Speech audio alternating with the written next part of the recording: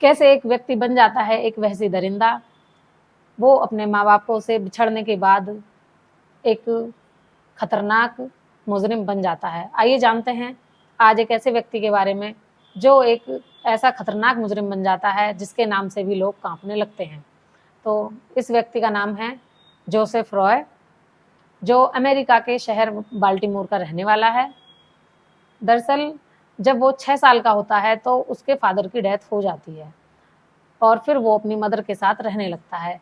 लेकिन उसकी अपने मदर के साथ भी कुछ खास नहीं बनती और कुछ समय बाद उसकी माँ भी उसे छोड़कर चली जाती है।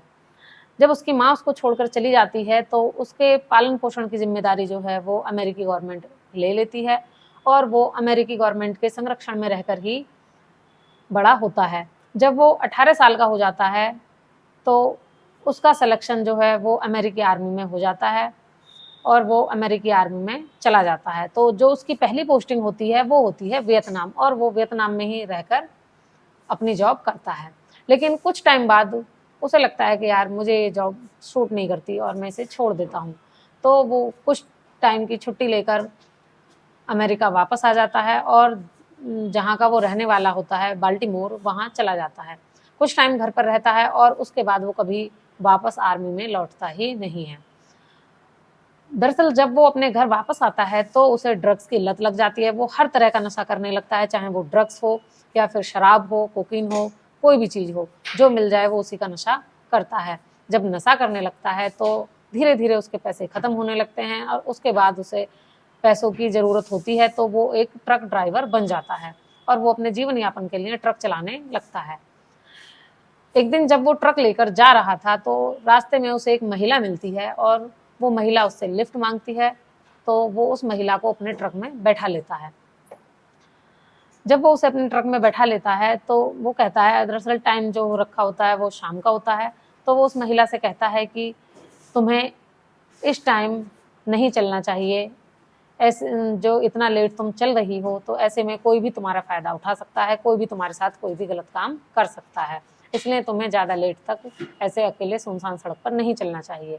तो जब वो जोसेफ उस महिला से ऐसे कहता है तो वो महिला कहती है कि आप मुझे ऐसा क्यों बोल रहे हैं, आप तो खुद गलत काम कर रहे हैं, आप ड्रिंक करने के बाद ट्रक चला रहे हैं और आप मुझे समझदारी की बातें बता रहे हैं।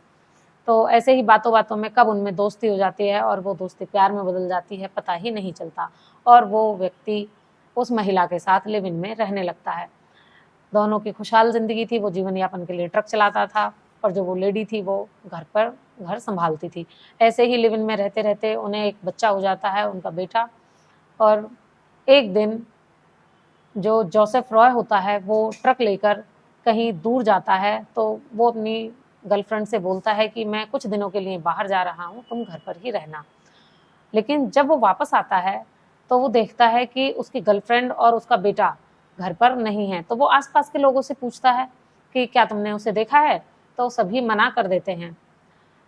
वो उस जितने भी उसकी जीएफ के जानने वाले थे वो सभी से पूछताछ करता है, लेकिन कोई भी उसके बारे में कुछ नहीं बताता। लेकिन 1 साल के बाद उसे उसकी गर्लफ्रेंड के 2 दोस्त मिलते हैं एक नदी के पुल पर।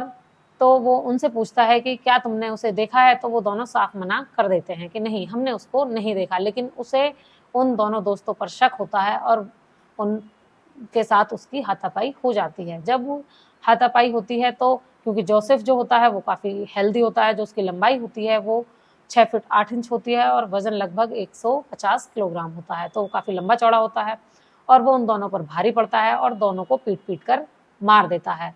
दरअसल उसके पास ट्रक में एक हथौड़ा होता है जिससे पीट-पीट कर वो उन दोनों को मार देता है। जब ये घटनाक्रम चल रहा होता है तो तभी नदी में मछली पकड़ने वाला एक मछुआरा जो होता है वो ये सारे घटनाक्रम को देख लेता है। तो जो जोसेफ होता है वो उन दोनों को मारकर उनकी बॉडी नदी किनारे फेंक देता है और उस हथौड़े को भी नदी में फेंक देता है। उसके बाद वो मछुआरे को भी पीट-पीट कर मार देता है और उसके बॉडी को नदी में ही कुछ दूर जाकर फेंक आता है और वापस अपने घर आ जाता है।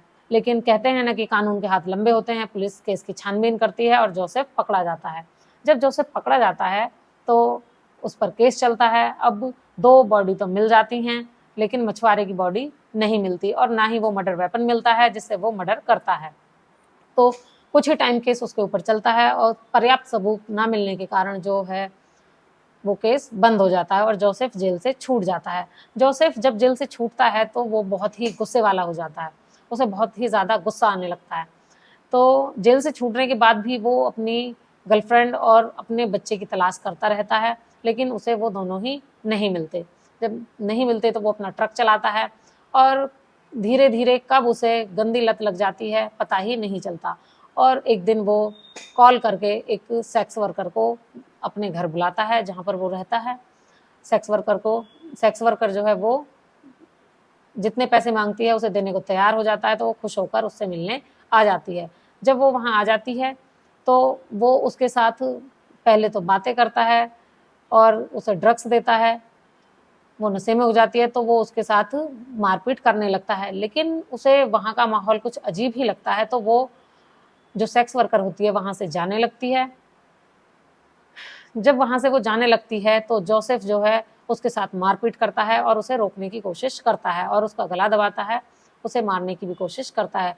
लेकिन उस महिला के हाथ वहाँ ट्रक में रखा वो हथौड़ा हाथ आ जाता है, जिससे वो जोसेफ के सिर पर वार करती है और वहाँ से जैसे तैसे करके भाग जाती है। और वहाँ से निकलकर वो सीधे पुलिस स्टेशन पहुँचती है और जाकर पुलिस में एफआईआर दर्ज कराती है और कहती है कि एक बहुत ही लंबा चौड़ा सा मोटा सा व्यक्ति जो उसे कॉल करके बुलाता है और फिर उसे मारने की कोशिश करता है।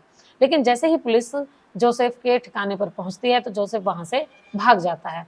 पुलिस उसे काफ़ी ढूंढती है लेकिन वो पुलिस को नहीं मिलता, तो पुलिस उसके स्केच बनवाकर जगह-जगह पर पोस्टर लगवा देती है।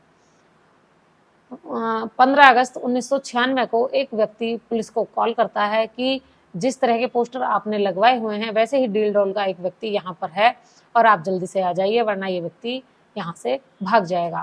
तो पुलिस तुरंत वहाँ पहुँचती है और जाकर जोसेफ को गिरफ्तार कर लेती है।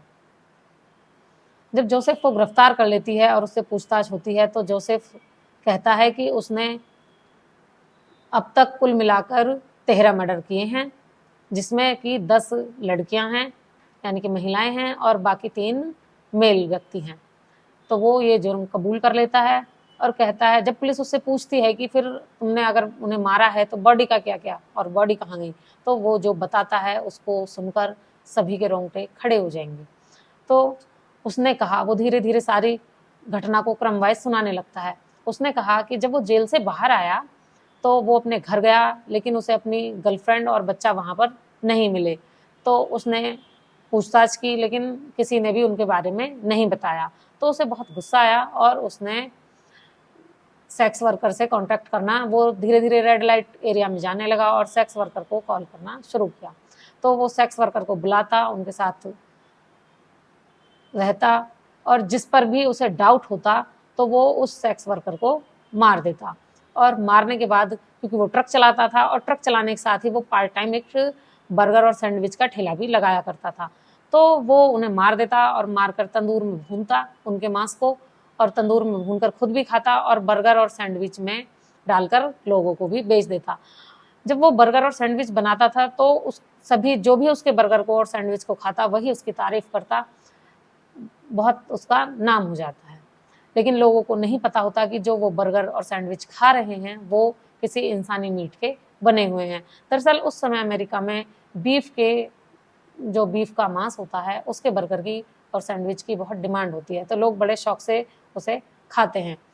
तो धीरे धीरे वो यही करता है, हर 2-3 महीने में वो किसी सेक्स वर्कर को बुलाता है और उसके साथ रेप करता है और फिर उसे मार देता है। वो इतना गुस्से वाला हो जाता है कि वो एक सेक्स वर्कर को मारकर उसके आधे शरीर को अपने घर पर रख देता है और जब उसे बहुत ज़्यादा गुस्सा आता है तो वो उसके कंकाल के साथ भी रेप करता है। तो वो उसे एक मानसिक विकृति हो चुकी होती है, तो जब भी उसे गुस्सा आता तो वो इसी तरह का काम करता और इसी तरह से उसने सिलसिलेवार 10 महिलाओं का कत्ल कर दिया था। और जो वो कत्ल करता था, मांस को तो बर्गर और सैंडविच में डालकर लोगों को खिला देता और जो कंकाल होता था उसे डिब्बे में बंद कर कर फेंक देता था। इस तरह से ही घटनाक्रम होता जा रहा था और एक दिन वो पकड़ा जाता है। जब वो पकड़ा जाता है और पुलिस उसे जेल भेज देती है, तो जेल में रहते हुए वो उसे फांसी की सज़ा भी होती है और फांसी की सज़ा उसकी बाद में उम्र कैद में तब्दील कर दी जाती है। उसे 21 वर्षों की सज़ा होती है और जेल में रहते हुए ही सन 2017 में जब बाकी कैदियों को पता चलता है कि इस तरह का काम करके ये जेल में आया है, तो वो लोग उसे पीट-पीट कर मार देते हैं। लेकिन जो पुलिस ने बताया, वो कहते हैं कि हार्ट अटैक के कारण उसकी डेथ हुई, लेकिन लोगों के सुनने में ये भी आया है कि लोगों ने पीट-पीट कर उसको मार दिया। तो इस तरह से एक खूंखार व्यक्ति जो एक नरभक्षक बन जाता है, उसके कहानी का एक रहस्यमयी अंत हो जाता है।